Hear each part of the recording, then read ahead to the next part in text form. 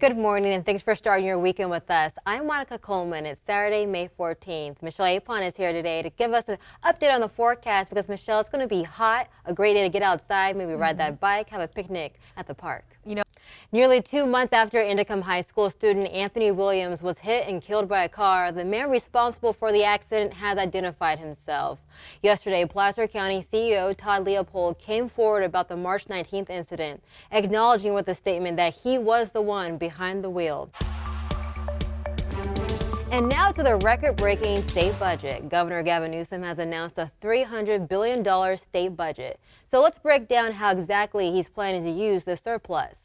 Take a look. The governor wants to spend $128 billion on education.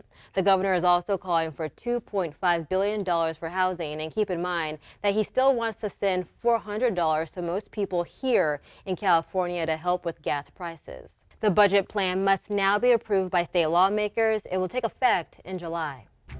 Coming up on Weekend Mornings, a baby formula shortage is possibly hurting low-income Americans more than any other group, how the Biden administration is addressing the issue. Plus, a 4-year-old murder continues to be unsolved to this day. Now a family is still searching for answers. That story after the break. Keep it right here. We'll be back in 2 minutes.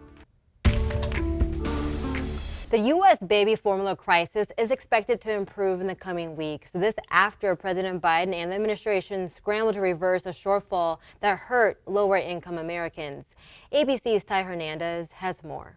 The nationwide baby formula shortage continues to put families in a bind across California, but families of color could be hit the hardest. For some parents of color or low-income families, formula is considered a stronger necessity because of the increased barriers to nurse their babies.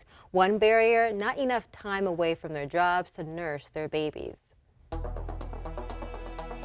In unsolved California this morning, 4 years ago, a young couple and their 5-year-old daughter was killed in their Stockton home.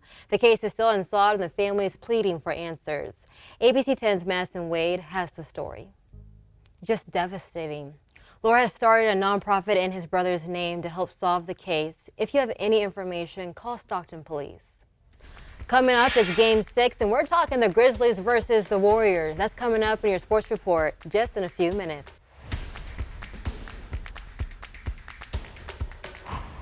Welcome back to Weekend Mornings. Your time is 9:21, and coming off their win against the Grizzlies yesterday, what's next for the Warriors? ABC 10's Kevin John is standing by with the latest.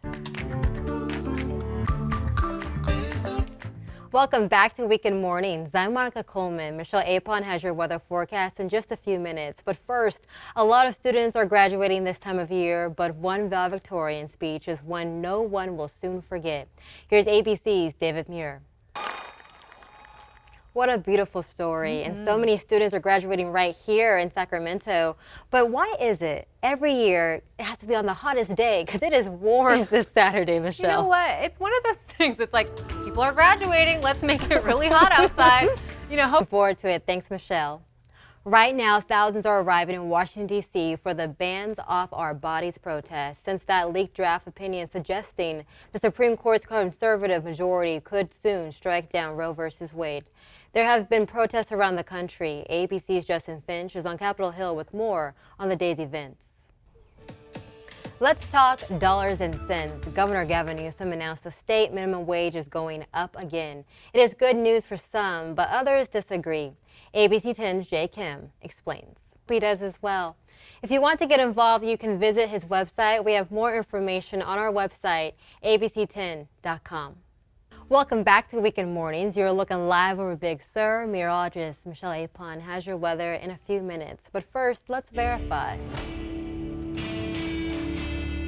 A new discounted internet program for low-income Americans was recently announced by the Biden administration. Ariana Daytil with the National Verified team explains who is eligible. We won't see relief from the heat till Monday. Thank you, Michelle.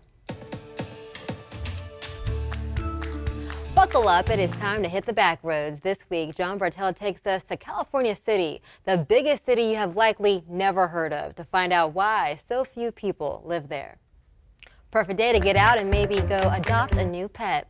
So let's meet our pet of the week. Each Saturday, we introduce you to a furry friend at the Sacramento SPCA that's ready to find a forever home. Today, meet Rowdy. Meet the cat that wants to be in your life. Oh, we hope he has a speedy recovery. Before we go this morning, here is a recap of today's top stories. A Placer County man has identified himself as the driver the night that he struck Intercom High Schooler Anthony Williams. Placer County CEO Todd Leopold came forward about the March 19th incident, but family and friends of Williams are continuing to ask for the official police report from that night.